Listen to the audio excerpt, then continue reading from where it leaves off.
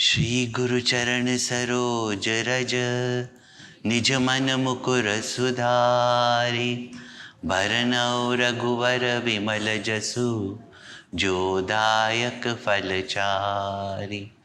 बुद्धिहीन तनु जानिके सुमिरो पवन कुमार। बल बुद्धि विद्या तेहु मोहि हरहु कलेस विकार। सियावर रामचंद्र की जय पवन सुत हनुमान की जय। उमापति महादेव की बोलो भाई सब संतन की जय।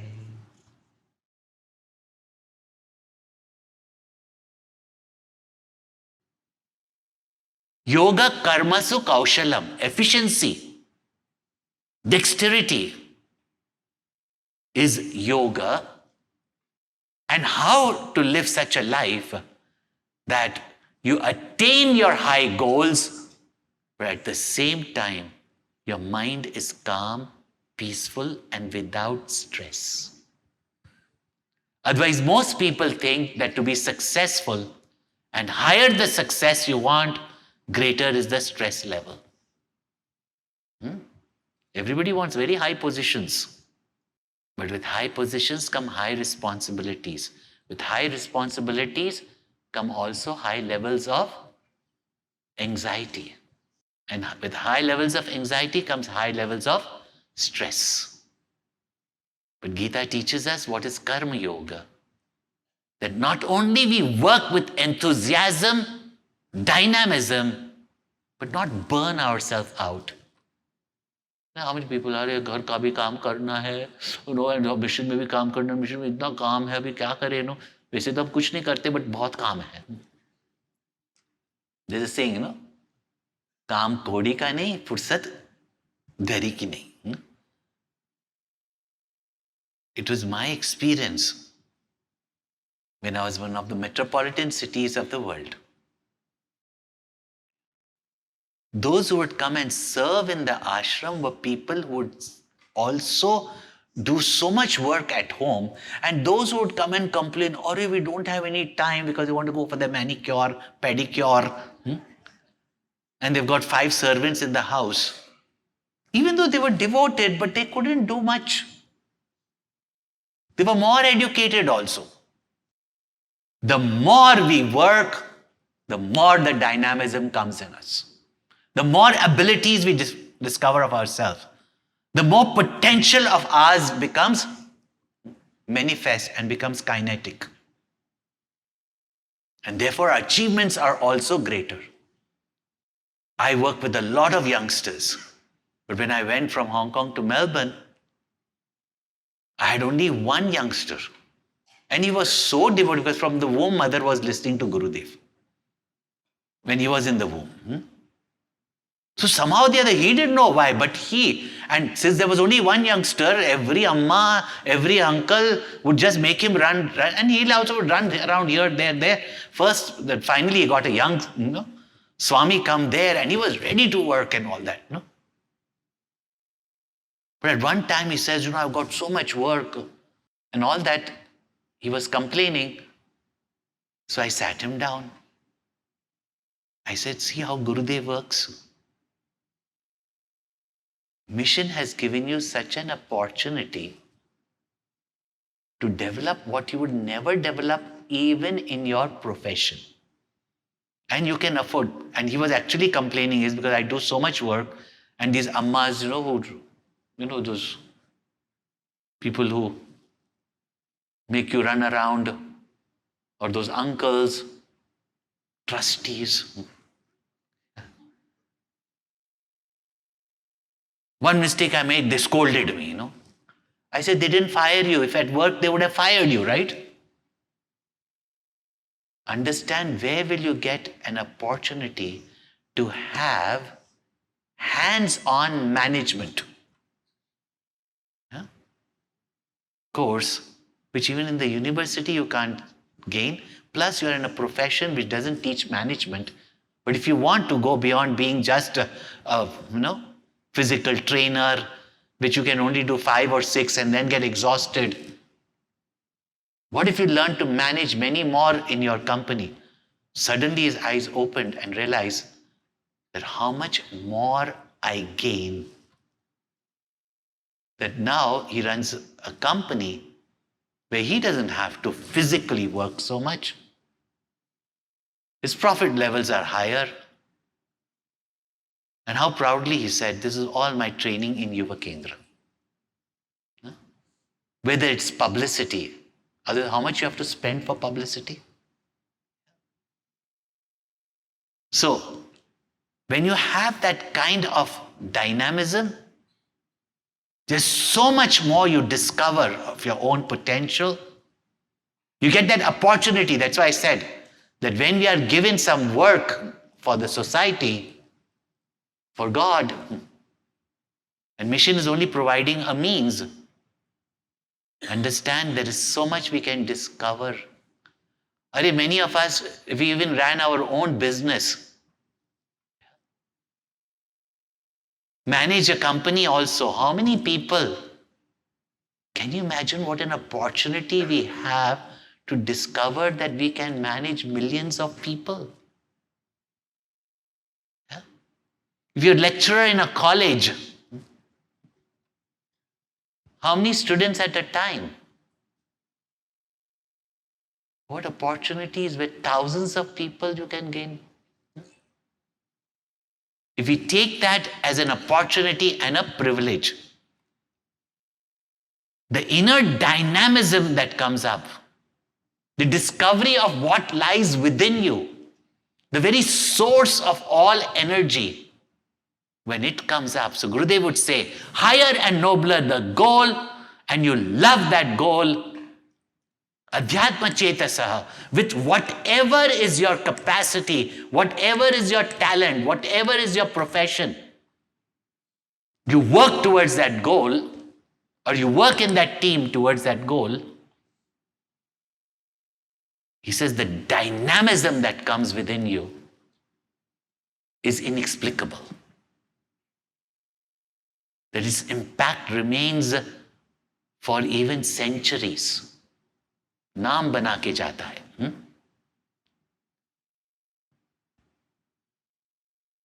That's why the work of such great masters continue, with or without us. The sheer momentum of the force, just like with the Big Bang, the creation is still expanding. When these masters come with such a big bang, their work continues. But if in that we become a shining star, because we went with that flow and not strayed away as an asteroid somewhere, what brilliance comes out from that sun that supports so many planets with their creatures in it. This is what is called as how to develop dynamism. But three other sources through which all the energy and dynamism and creativity that you have found within yourself, enthusiasm that you found in yourself, and that is not other people's criticism or other people's stopping you, they're from within. The three causes of our stress, by which all our energies get seeped away. If you see a seep, chani kehte hain na jisko, you put anything, or holy, a pot which has got holes in it, you put anything in it, it will drain away. So as much inspiration we may come with, as much it is, but if there are holes in our personality, it's going to drain away. And therefore, Bhagwan says, nirashir, not hopeless. In English, you only have hope and hopeless. But nirashir in Sanskrit means beyond hope and hopelessness. Which means, and no one has explained so beautifully like Gurudev. Others have copied it and their books are bestsellers. And you won't buy one Bhagavad Gita for yourself.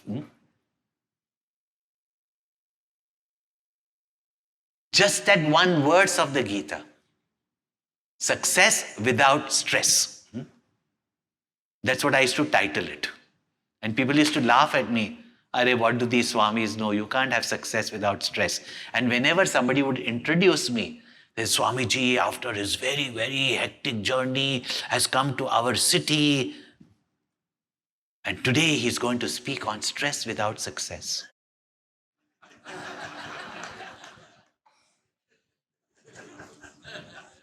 Many times I'm telling you. And in this world, there is stress, hardly any success. But that I don't have to come and teach. That's what it is there. And Gurudev will say, anxiety for the future, limitations or regrets from the past, which is called as ego, and excitement in the present. Anybody who studies self-unfoldment, have heard Gurudev's inspiring talk, will know these things. And if you don't know it now. If you never heard Gurudev before, listen to him now. Now it comes with Hindi and English subtitles. How dynamically he used to speak about this, especially to corporate heads, etc., youngsters, that these are the sources of. Now in the Upanishad, the ropes or the reins, lagam jisko kehte, is called as the mind. And in Kathopanishad, the example that is given is that suppose there is a chariot where the horses are wild and untamed, where the reins are loose, and the charioteer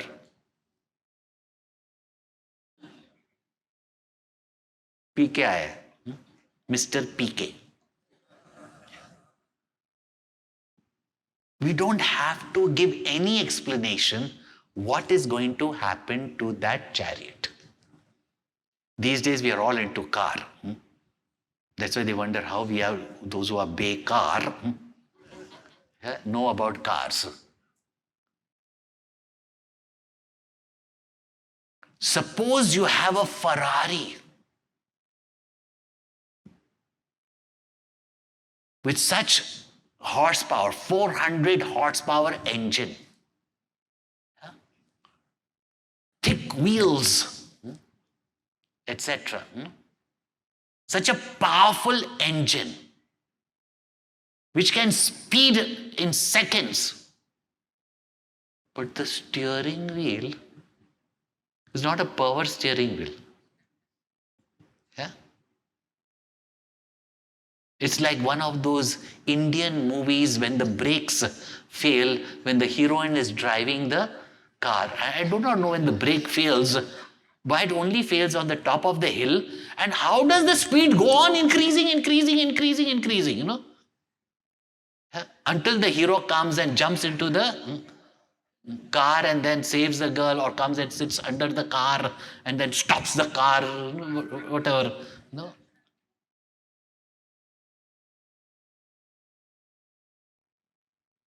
Suppose the steering wheel of such a car, just like you know, they go like, they also go like that. Is it possible? Can you imagine what will happen to that if the reins of such horses are not strong? Either they snap or they are loose.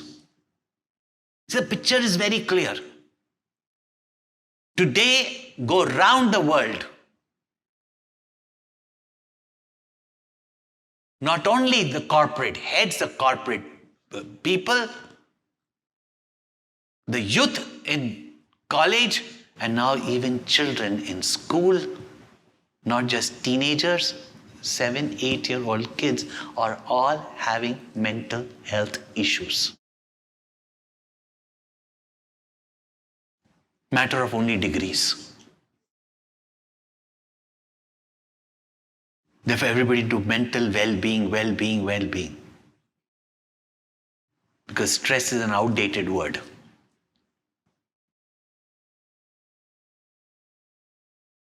If our mind is not strong, However muscular or strong is our body, our senses, that mind which steers the sense organs and with that the body to work towards our goal, if that mind only is dheela or will snap, then what will happen? Think about it. Therefore, mind which is stressed is a weak mind. Not that there is no anxieties, no this, that, etc., or no problems, or no difficulties, or challenges. But a stressed mind is a weak mind. How do we strengthen the mind? Bhagavad Gita says, without anxiety, without limitations or regrets from the past, and without excitement in the present. But the question was how? Of course, Gurudev used to explain. What is the antidote of these three causes of stress? What is that which makes the reins of our mind strong and steady? Now, reins were made earlier from rope.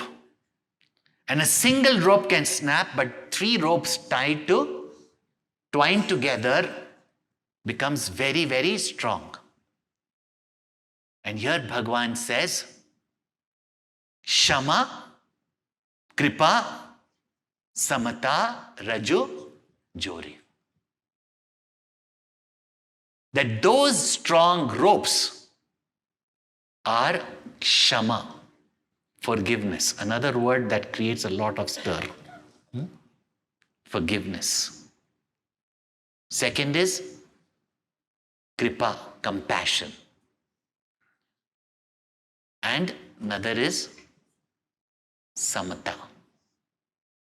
So, Shama, Kripa, Samata, Raju, Jori. Samata means calmness of mind, equanimity of mind. Volumes can be spoken on this. Whole third chapter of the Bhagavad Gita is on this. But just to point out to you these three qualities, these three virtues. Shama. You will always ask, why should I forgive? Why should I forgive?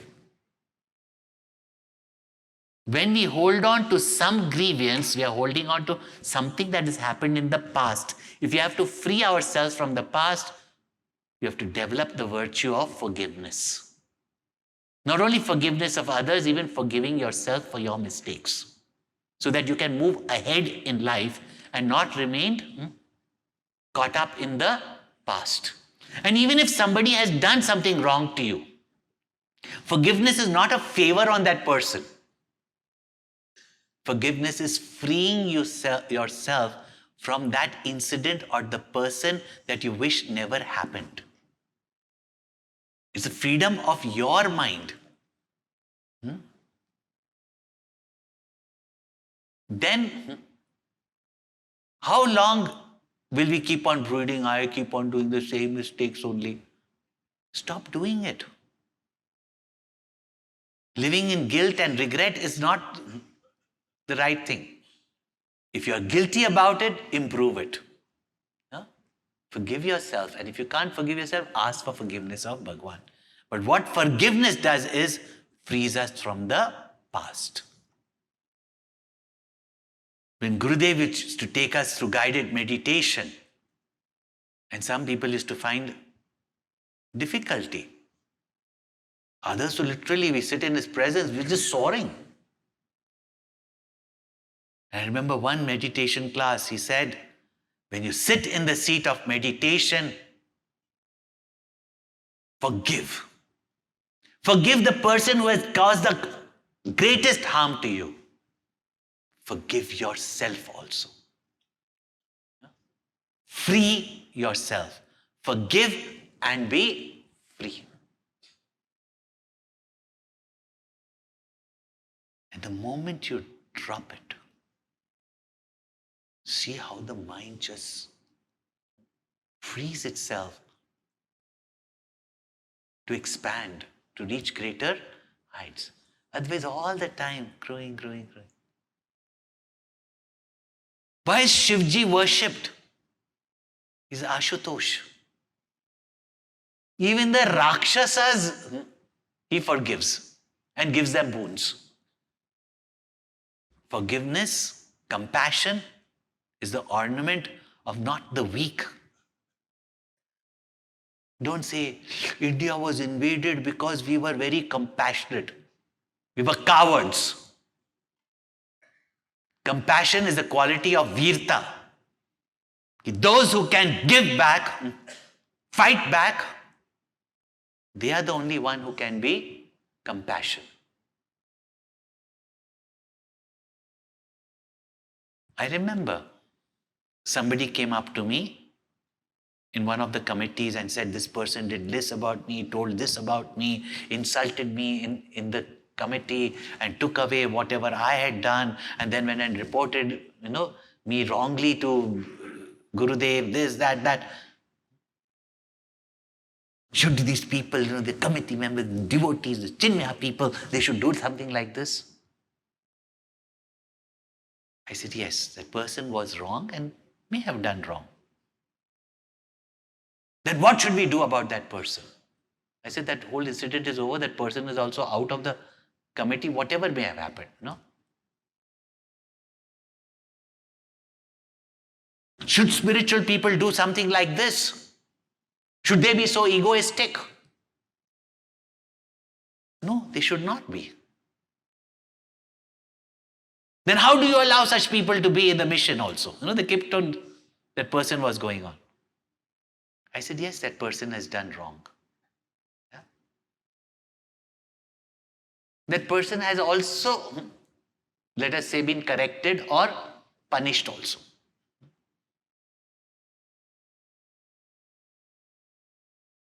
But isn't it the quality of a spiritual person to also forgive? That person should apologize. But there should be somebody to forgive. Is that not spirituality? That person has just given you an opportunity to grow spiritually. We may have our quarrels in the family, but the family can sustain itself only when everything cannot be corrected also. Everybody cannot be corrected also. But you still continue with your family because of forgiveness. That's why you hear the statement, forgive and forget. It's the memories of the past. You say, how will forgive and forget? I can forgive, but I cannot forget. So you've not forgiven. See, when I was there, my grandmother used to teach us all these lovely, lovely things.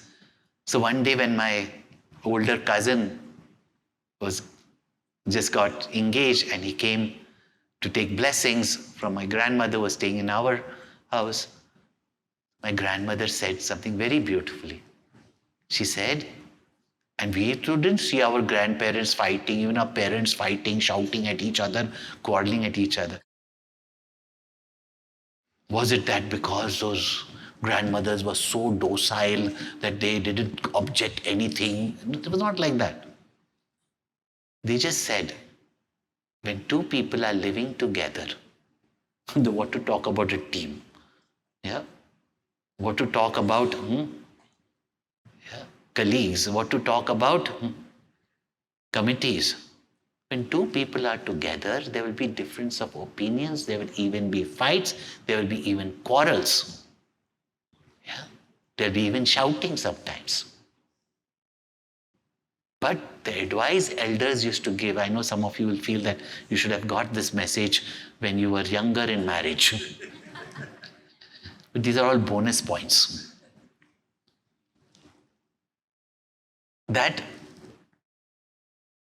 And I remember my grandmother saying this, that there will be fights and quarrels. But before you go to bed, forgive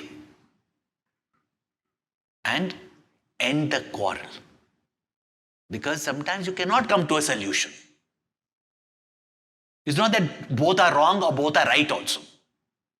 Sometimes you can't come to a solution, but just forgive, but do not take your grievance to the next day.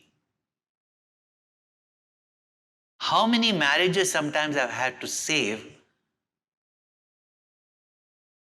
and something that even they did not know, the spouse did not know, that something that happened 30 years ago, and especially men keep it inside. Women can't keep anything inside, which is a good thing. But men can keep it inside, and 30 years of a beautiful marriage, because of some misunderstanding, gets ruined. And 30 years later, they find out that they are only misunderstood. So sometimes you may not understand, but if you have the quality of forgiving, get on with life.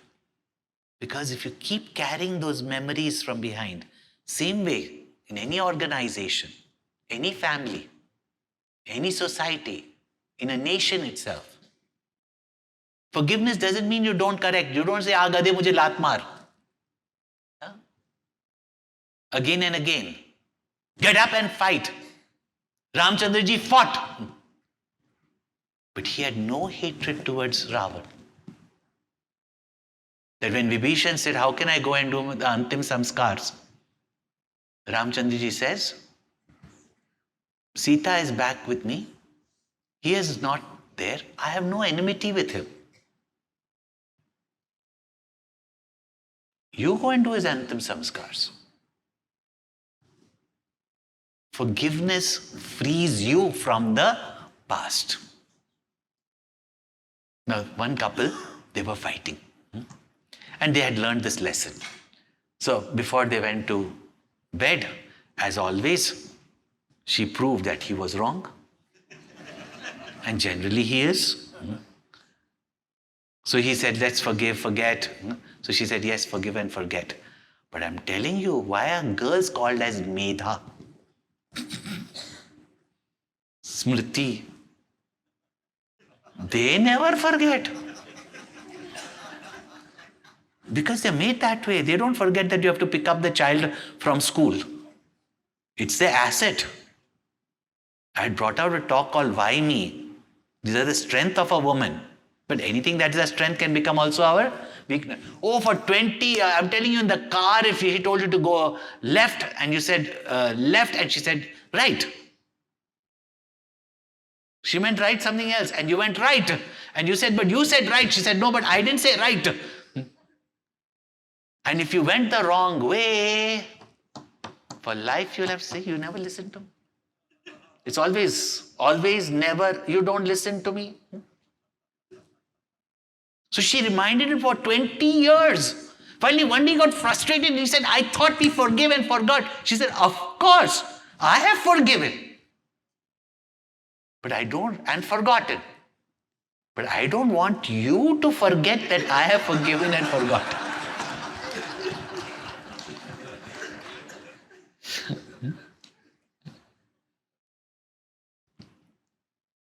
Forgive in such a way that not that you don't know what happened to you. It's not a suppression. That you don't keep on repeating it. The fact that you keep on repeating it in your mind, you are living in the dead past. Therefore, one student went up, and this is why sometimes people say also, meditation, we are doing so much sadhana, we do so much seva, but we are not progressing spiritually. Gurudev used to explain, at NASA, those times NASA, the rocket is there, the countdown has become 5, 4, 3, 2, 1, take off. And the engines pump, there's fire and smoke, and the rocket goes up. Because first gravity, and then it falls down. Not like our earlier experiments, And it falls down. Why? Because the cords that were holding it were not released before it takes off. These are the cords that bind us, that weakens our mind. Forgive and be free from the past. Therefore, one student went up to the spiritual master and said, that I'm doing every sadhana, that the way you pointed out to me, I'm doing everything. But why am I not progressing? The master clearly says that because you're constantly thinking about your past. He said, but everything about my past is not bad. So it's not only the bad things of the past. He said, you don't let go of your past because it is good or it is bad, but because it is dead. And if you bring the dead carcasses with you, wherever you go, there is going to be a stink. Yeah? Therefore, when we have to work and do great work or run huge companies or even huge mission projects, it's not that people don't do wrong. It's not that people don't harm you. Masters have been crucified, slaughtered, criticized, insulted. You think Gurudev had a very simple journey? Yet, always forgiving and moving ahead. People who had done wrong to Gurudev, I've seen those letters, I was there. They write that, I just want to come and take your blessing. He says, but I'm very ashamed. How do I come? I know I did something wrong, and all this and went against you, this, that. Gurudev said, to come to your father, do you need permission? It's not even that I forgive you, now you come. Yeah? It's not I forgive you for you know not what you do. Their forgiveness. And therefore, they held on to nothing from the past. So as that master says, you don't think of the past just because it is good or it is bad. It is dead. And anxiety for the future. Future is not yet born and it depends on your present. Logically we know it. And still we keep on worrying. बचपन में गाना सुना होगा ना, ये मत पूछो कल क्या होगा, जो भी होगा अच्छा होगा. अगर आज अच्छा है तो कल भी अच्छा होगा. Have that faith. What will happen tomorrow? We have no choice but to accept.